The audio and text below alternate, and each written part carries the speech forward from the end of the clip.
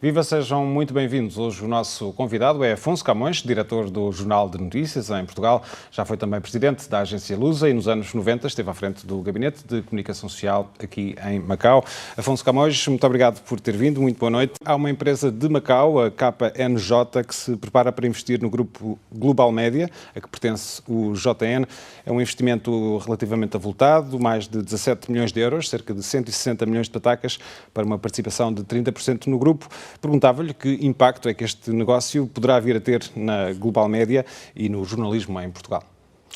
Bom, eu não sei, não tenho grandes pormenores sobre o negócio, estou diretor do Jornal de Notícias e esse é um negócio que diz respeito exclusivamente aos acionistas, aos donos da Global, aos acionistas da Global Média e ao promitente investidor que é de Macau. Portanto, não tenho informações diretas sobre como está a decorrer o negócio. Mas posso dizer que é muito interessante a hipótese de entrada de um acionista, de um investidor de Macau no capital da Global Média pode ser muito interessante. Bom, interessante porque representa um acréscimo de capital na empresa, o que representa também uma valorização da empresa. Isso é muito interessante. Por outro lado, nós que temos no capital da empresa já temos acionistas portugueses, a empresa é portuguesa, temos acionistas portugueses, essa é a âncora do capital da empresa, mas temos também um acionista angolano. E, portanto, o alargamento do capital social a um investidor de Macau acrescenta-nos geografia, isso é fundamental, geografia na língua portuguesa, e, portanto, é importante para nós. Que impacto é que tem? Tem, porque as empresas de comunicação social vivem uma crise que tem a ver com a crise que se viveu em Portugal nos últimos anos, mas uma crise que tem a ver com a própria indústria de comunicação. A Global Média deu a volta. É hoje uma empresa que ganha dinheiro, mas a entrada de capital fresco é sempre muito interessante porque vem de encontro aos projetos que temos de crescimento na geografia da língua portuguesa e crescimento também em escala, de dimensão na nossa indústria. Falou da projeção do grupo no mundo de língua portuguesa. O que é que nos pode adiantar? Que projetos é que poderão estar na calha? Nós temos imensos projetos nessa área. Repara, hoje cada vez mais a informação faz-se por via eletrónica.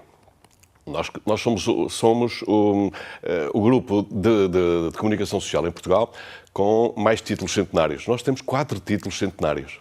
4 títulos centenários é uma coisa raríssima na Europa, porque temos o jornal mais antigo de Portugal, o segundo mais antigo da Europa no nosso grupo, que é o Açoriano Oriental, muito importante nos Açores e também muito importante para as comunidades portuguesas, sobretudo na costa leste dos Estados Unidos e também na África do Sul. Temos o Diário de Notícias da Madeira, muito importante também. Na Madeira é o jornal líder e com influência depois nas comunidades portuguesas madeirenses, sobretudo na África do Sul, também em Inglaterra, o Diário de Notícias, com 152 anos, e o Jornal de Notícias, que completa, muito em breve, dentro de uma semana, completa 129 anos. Somos um grupo que tem jornais centenários. Bom, mas no papel há uma fronteira enorme que tem a ver com a distribuição. No digital, onde somos líderes, no digital não há fronteiras. A grande fronteira é a língua. E, portanto, a nossa ambição é estar na geografia da língua portuguesa. Nós costumamos dizer que a língua portuguesa é, ou de outra forma, costumamos dizer que há um lugar no mundo cuja capital é em 5 continentes. E esse lugar é a língua portuguesa e é na geografia da língua portuguesa que nós queremos estar e somos já líderes nessa geografia. Quando digo líderes, líderes portugueses na geografia da língua portuguesa. Porque temos... hoje é possível, no digital, é possível medir permanentemente quem nos está a ver, quanto tempo gasta connosco. E, portanto, é uma satisfação enorme, tendo nós títulos centenários, sentirmos que estamos com a juventude porque somos líderes no digital. Mas tendo essa filosofia, o que é que poderá surgir de novo nos próximos tempos, em função destes objetivos do grupo? Nós estamos permanentemente atentos às novas tecnologias. Portanto, será na área do mais digital, não em papel? Mais digital. Não, no papel, repare, no papel toda a comunicação social em Portugal, toda a comunicação social no mundo ocidental, toda a comunicação social está em queda, porque os nossos filhos consomem pouca informação já no papel. Consomem nos telemóveis, consomem nos desktops, nos iPads, cada vez mais no digital, muito pouco no papel. Há menos pessoas a ler no papel, há mais pessoas a ler através de um computador, de um tablet. Contas feitas, há mais pessoas à procura de notícias ou menos? Mais pessoas, mais pessoas. Essas contas hoje são conhecidas. Nunca tivemos tantas pessoas a procurar informação. Os consumidores de informação são hoje mais do que eram na década passada. Portanto, temos mais consumidores de informação, sobretudo, temos mais plataformas para a difusão de informação e, portanto, não há razões de queixa. Nós, jornalistas, não temos razões de queixa porque nunca tivemos tantos consumidores de informação e nunca tivemos tantas plataformas, tantos meios para difundir essa informação. Por falar em plataforma, falamos de uma outra plataforma, que é o jornal com base aqui em Macau, a plataforma, um semanário bilingue em português e chinês, muito voltado para a cooperação entre a China e os países da lusofonia, que é o jornal que tem uma parceria com o JN em Portugal. Que balanço é que faz desta parceria? Com o JN e com o DN também. Bom, a plataforma é a razão porque eu estou em Macau desta vez. Eu fui convidado para vir ao aniversário. É uma feliz coincidência porque eu estava em Macau de passagem quando foi lançada a plataforma. A plataforma faz agora 3 anos. Eu estava cá porque vim na comitiva oficial do então Presidente Cavaco Silva. Eu vim na qualidade de Presidente da Lusa, era o que eu estava na altura, era a minha qualidade na altura, e assisti ao lançamento do primeiro número da plataforma. E fui convidado agora para as comemorações do 3º aniversário, que são assinaladas depois da manhã, quinta-feira, com uma conferência na Fundação Rui Cunha, com um painel interessante, e eu venho moderar um debate sobre funcionamento em redes, sobretudo pensando na geografia da língua portuguesa, justamente. Portanto, é uma feliz coincidência eu estar cá no lançamento do primeiro número e, enfim, fui agora convidado para vir. A parceria que temos com a plataforma é muito interessante, porque justamente juntaram-se aqui duas vontades coincidentes. A plataforma à procura de parcerias em Portugal e noutras geografias, o Jornal Notícias inicialmente também, depois juntou-se o Diário Notícias a esta parceria, à procura de parceiros em diferentes geografias. É nisto que estamos, porque é positivo para a plataforma Macau, porque ganha escala, ganha dimensão. É positivo para nós porque no digital nós podemos estar em toda a parte e em permanência. Portanto, há aqui uma, independentemente dessa hipótese de aumento de capital, independentemente disso, esta parceria é positiva e é para manter. Já agora, em que é que se materializa, para quem não esteja dentro do assunto? Troca de conteúdos, por um lado, não é? Nós já publicamos um suplemento mensal com a plataforma bilingue. A troca de conteúdos, por um lado, e troca também há uma parceria comercial, não é? Portanto, há aqui uma base, há um win-win, todos ganhamos, não é? E que feedback é que tem tido em Portugal em relação a esta parceria? Por exemplo, da comunidade chinesa, chegaram-lhe ecos? Bom, a comunidade chinesa não é assim não é tão numerosa assim em Portugal, não é? E não é o único jornal bilingue que existe em Portugal. Mas o feedback é bom. Eu sou muito amigo do presidente da Associação dos Chineses em Portugal e, bom, aliás, fui galardoado pela Associação dos Chineses de Portugal também por esta iniciativa. E o acolhimento é muito bom. Tudo o que tem a ver com... Bom, para a comunidade chinesa em Portugal, esta é uma oportunidade de lhes chegar também informação de Macau. E é também uma oportunidade tem aqui um veículo comercial para anunciar, por exemplo. Não é? Estamos a falar de jornais, vamos falar de jornalistas. Segundo o maior inquérito de sempre feito aos jornalistas em Portugal, que foi revelado nos últimos meses, 2/3 dos jornalistas já pensaram abandonar a profissão por questões de degradação da própria profissão, precariedade, baixos rendimentos, e quase 6 em cada 10 ganham menos de 1.000 euros. Este não é um panorama muito animador. Não é um panorama muito animador.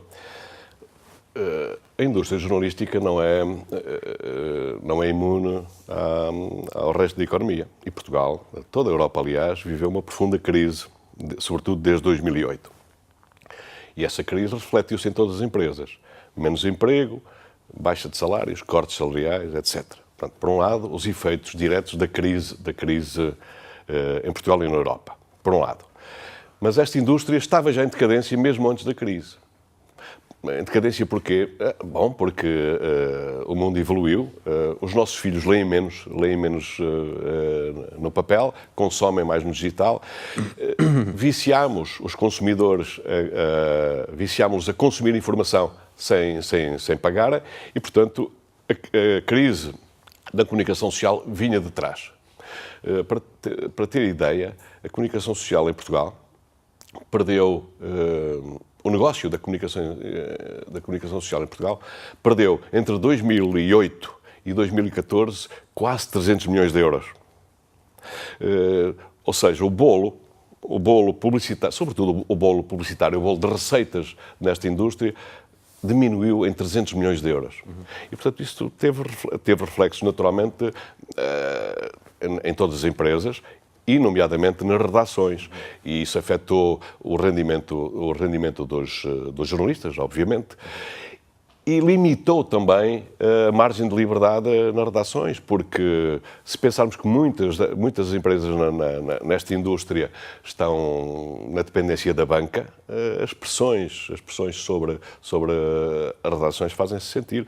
E eu admito, digo mesmo que os constrangimentos económicos nesta indústria são, provavelmente, o maior constrangimento ao exercício da liberdade da informação em Portugal. Nos últimos tempos têm surgido boas notícias em termos do desempenho da economia. Acredita que a prazo vai ter também reflexos positivos no panorama mediático em Portugal? Bom, acredito sim, e isso reflete-se já, por exemplo, nas contas do nosso grupo e designadamente no Jornal Notícias, as coisas estão francamente melhor. Nós somos provavelmente, nesta altura, o Jornal Notícias é provavelmente o único meio de comunicação social em Portugal que recruta.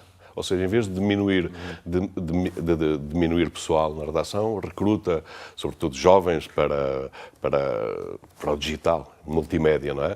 Portanto, reflete-se já, a receita publicitária tem vindo a crescer, sobretudo no digital, porque, bom, temos que ser claros, no papel a publicidade...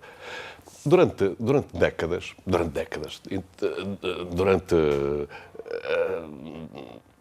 enfim, no último século, as receitas nos jornais entravam por duas portas.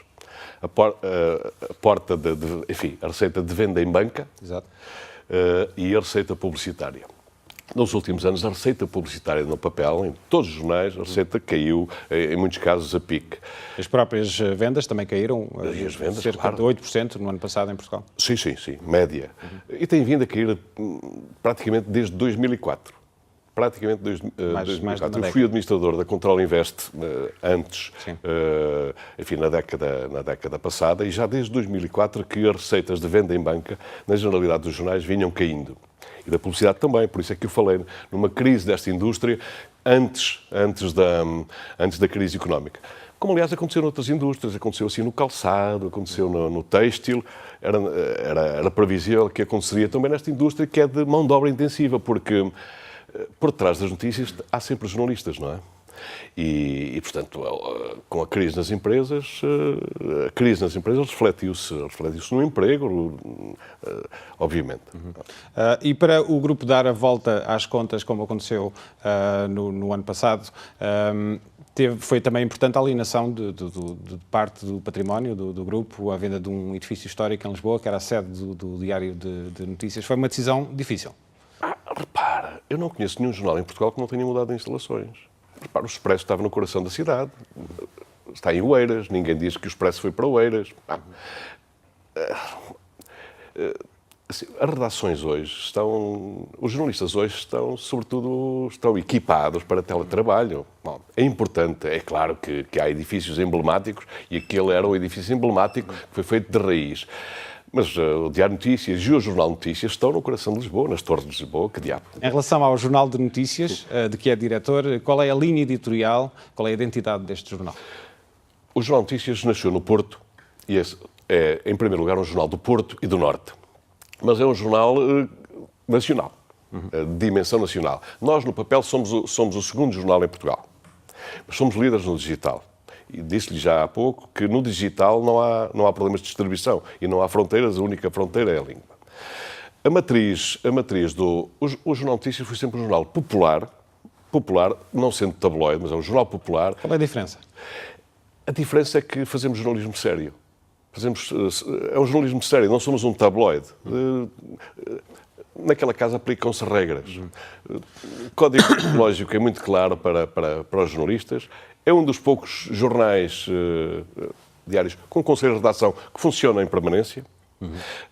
E, portanto, é uma casa com regras. Mas num jornal de referência também se cumprem as regras. Perguntava-lhe qual é a diferença, cumprindo as regras, entre o chamado jornalismo popular e o chamado jornalismo tabloide, em termos de abordagem à notícia. Assim, não exploramos os sentimentos mais básicos, assim, não divulgamos vídeos, enfim, não somos um jornal arrasca, não é? Somos um jornal popular, mas muito atento a... Respeitamos os valores da comunidade. Somos, sobretudo, essa é a matriz do Jornal Notícias, somos um jornal de proximidade. Somos o jornal com a maior rede de correspondentes em território nacional, sobretudo no território onde somos líderes, desde sempre, a norte do Mondego. Temos uma boa rede. Ainda é assim? Ainda é assim. Menos do que provavelmente há uma década, menos em termos de número de correspondentes, mas a nossa rede mantém-se ativa e basta folhear o jornal, ou basta no site, e eu desafio os nossos amigos e amigas de Macau a consultarem o site. Aliás, nós temos seguidores, muitos seguidores em Macau. Boa parte dos nossos seguidores vai ao nosso site, entra no nosso site via redes sociais, em especial no Facebook. Nós no Facebook temos mais de 2 milhões de seguidores permanentes. E no site temos, desculpe fazer aproveito a oportunidade para puxar a brasa à minha sardinha, mas temos, são números de março, nós estamos em mais, são números de março, nós tivemos em março 23 milhões de visitas únicas no nosso site, tivemos 113 milhões de page views em conteúdos nossos no site. Mês de março. Muito bem, antes de falarmos de Macau, tema obrigatório nesta entrevista, gostava também de lhe perguntar sobre as notícias que se fizeram ouvir aqui há alguns anos, de acordo com as quais, no âmbito da Operação Marquês, algumas escutas pareciam indicar que o então Primeiro-Ministro José Sócrates teria feito pressões no sentido que o Afonso Camões, de quem é próximo, fosse escolhido para diretor do Jornal de Notícias. Como é que comenta estas notícias, que já têm alguns anos, é verdade, e pedi-lhe, uma vez que já passou algum tempo também, que nos fizesse uma avaliação do impacto que acha que pode ter ou não ter tido este episódio na sua imagem, na opinião pública e na classe. A intriga é sempre desagradável, mas em primeiro lugar, sim, tenho uma relação antiga, de jovem ainda, de tempo de escola, com José Sócrates. Segundo, também soube de algumas escutas, e é verdade, sim, mantive ao longo de toda a minha vida longas conversas com ele. Não faço parte do processo, não tem nada a ver com isso, não estou lá, não tem nada a ver com isso. E relativamente à minha carreira, repare, eu tenho quase 40 anos de carreira como jornalista. Jornal de Fundão, o 1º de Janeiro, diretores como António Freitas Cruz, que foi o meu primeiro diretor, foi o homem responsável por termos a RTPI em Macau e em todo o mundo, porque as emissões da RTP Internacional são da responsabilidade dele, quando ele foi presidente da RTP. Fui contratado por Marcelo Rebelo de Sousa, para o Semanário, de que sou um dos fundadores. Tive, enfim, como diretor Vítor da Cunha Rego, fui contratado por Francisco Pinto Balsemão para o Expresso, quando deixei Macau. Estive em Macau 10 anos com o general Rocha Vieira, fui diretor de comunicação social. Fui contratado há 3 anos pelos meus atuais administradores, por essa de Carvalho. Não parece que algum dos passos da sua carreira se deva a José Sócrates. A não ser que admitamos que também ele influenciou Marcelo Rebelo de Sousa, António Freitas Cruz, Pinto Balsemão, Daniel Proença de Carvalho. Bom, enfim, é matéria que eu não comento, porque enfim, é um processo que está a correr e sobre o qual eu não quero de todo pronunciar, muito menos a 18 mil quilómetros de casa. Muito bem, falamos então de Macau, como acabou de dizer e de recordar, esteve aqui em Macau durante vários anos, durante a década de 90, na altura foi diretor do Gabinete de Comunicação Social. Foi uma altura, de alguma forma, difícil também para Macau. Existia, portanto, a perspectiva de haver o retorno à China, a transferência da administração, houve também alguma violência nas ruas na altura. Perguntava-lhe que recordações é que mais fortes guarda de Macau nessa altura e como é que foi ser diretor do GCS. Existiam também alguns relatos de algumas pressões do governo, no sentido de se dar uma imagem mais positiva do Executivo na comunicação social. É o que se diz de todos os governos, não é? Sim. Perguntava-lhe que comentário é que tem a fazer. Eu passei 10 anos em Macau e foram 10 anos fantásticos. Tenho excelentes memórias, tenho aqui grandes amigos, fiz aqui grandes amizades. Foram 10 anos fantásticos e guardo as melhores recordações. Foram anos exaltantes. Eu vim em 91, ainda vim preparar a chegada do então último governador português de Macau. E estive todo o mandato do general Vasco Rocha Vieira. Vim para o gabinete dele e fui nomeado logo depois para o Gabinete de Comunicação Social. Estamos a falar dos últimos anos, do último terço do período de transição. E a missão principal, a grande missão da administração portuguesa era, de acordo com a declaração conjunta, era realizar as 3 localizações. Localização das leis, localização dos quadros, localização da língua. Era assim, a linguagem que todos os locais conhecem, as 3 localizações. E, à minha escala, no meu serviço, era responsável por executar as 3 localizações. E, obviamente, como compete a um Gabinete de Comunicação Social, fazer também a imagem do governo. Foram anos exaltantes, mas foram anos também que tínhamos pela frente um muro muito claro, que era o 19 de dezembro de 1999. E quando se tem essa responsabilidade, mas quando se tem esse horizonte, que é um horizonte limitado, não é? É claro que temos pressa de fazer coisas, não é? Mas são anos... E de se deixar um legado, não é? E de se deixar um legado. Para o bem e para o mal, o quadro legal que temos na nossa área, para o bem e para o mal, o legado fomos nós que o construímos. Nós hoje temos, e é um privilégio, temos jornais de língua portuguesa em Macau. Vários. Creio até que temos mais do que tínhamos na última fase da administração portuguesa. Não tenho a certeza, mas temos jornais em língua portuguesa. Temos um canal de rádio em língua portuguesa. E temos este canal de televisão em língua portuguesa, que é um privilégio. E esse é um legado que deve orgulhar os portugueses. Os que estiveram cá nessa altura, que estiveram antes e que iniciaram a construção do que temos hoje aí, não é? E dos que vieram depois, porque... É um privilégio termos isto em Macau. Esse é um legado de que nos podemos orgulhar. Com todos os defeitos, claro, cometemos erros. Repara, a lei de imprensa é do nosso tempo. E é uma boa lei de imprensa, apesar de tudo. Nunca conseguimos, e eu vou dizer é uma limitação desse tempo. Nunca conseguimos nós aprovar um estatuto de jornalista. Nunca conseguimos aprovar uma carteira profissional. Nunca conseguimos fazer passar aqui a ideia de um conselho de imprensa ou um equivalente. Não conseguimos porque os jornalistas locais não o queriam. Sobretudo os jornalistas de língua chinesa não queriam essas ferramentas. E porque aqui ao lado nós tínhamos Hong Kong, onde a influência britânica também prescindia. Nem sequer a lei de imprensa tem, não. Nem sequer lei de imprensa, não tem carteira profissional, não tem estatuto de jornalista. E, portanto, foram anos interessantes. Cometemos alguns erros e o nosso trabalho foi limitado. Mas, para o bem e para o mal, os alicerces são bons alicerces e estão cá. em 2017 e para quem esteve cá nesse período muito particular da história de Macau, como é que olha para Macau dos dias de hoje, e como é que vê as relações entre Macau e Portugal? Bom, Macau está muito diferente, porque Macau cresceu muito, há mais gente, nas ruas há sobretudo mais automóveis. Bom, estou aqui há 24 horas, não dá para... Bom, mas tenho vindo. Mas há mais. Há mais, francamente mais. Há uma nova cidade, Cotai. Enfim, os aterros já são do nosso tempo. O NAP é do nosso tempo também.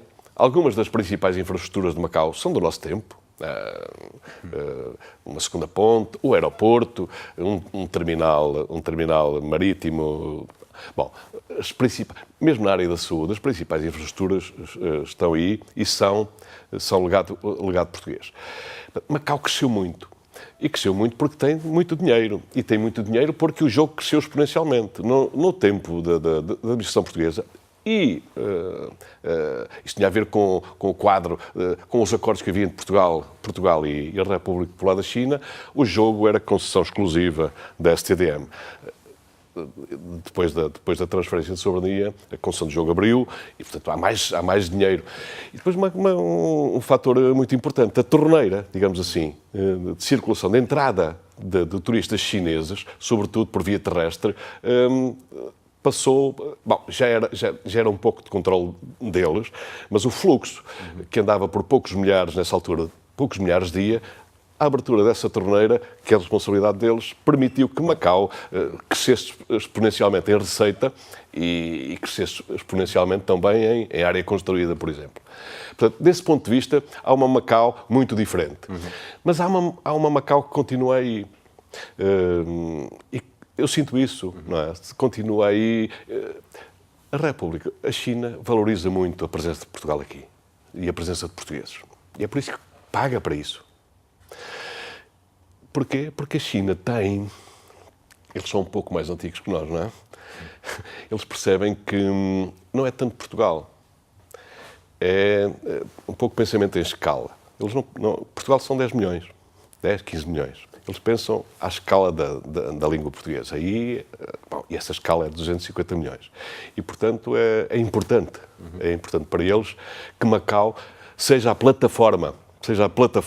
Nós, na década de 90, a nossa expressão era diferente, era a placa giratória. Enfim, a plataforma de relação da República Popular da China com o mundo de língua portuguesa. E, para responder à sua questão das relações Portugal-China, eu acho que... E já agora, se Portugal tem sabido aproveitar Macau para se aproximar da China? Acho que não. E não é um problema de agora, é um problema de séculos. A nossa relação com a China foi sempre proveitosa para Portugal. E onde perdemos foi sempre por falta de comparência. Sempre por falta de comparência. Só muito recentemente, e creio que esse mérito é, aliás, do Cônsul-Geral que temos em Macau, Vítor Sereno, que eu espero ver nesta minha passagem por Macau, pela primeira vez, Portugal está a dar verdadeiramente importância a um instrumento que existe aqui e que foi criado pela República Popular da China, o Fórum Macau, que é a ferramenta da República Popular da China para o diálogo com o mundo de língua portuguesa. E Portugal passou anos, desde a criação do Fórum Macau, creio que em 2003, sim, passámos quase uma década sem dar importância verdadeira a esse órgão. Eu estive aqui no penúltimo Fórum Macau, em 2010, assisti ao discurso do então Primeiro-Ministro Wen Jiabao. Era importante que os nossos dirigentes em Portugal lessem com atenção esse discurso, que é um pouco a base de como a República Popular da China olha para o mundo de língua portuguesa. E que tipo de recursos, a natureza dos recursos que aplica a esta relação.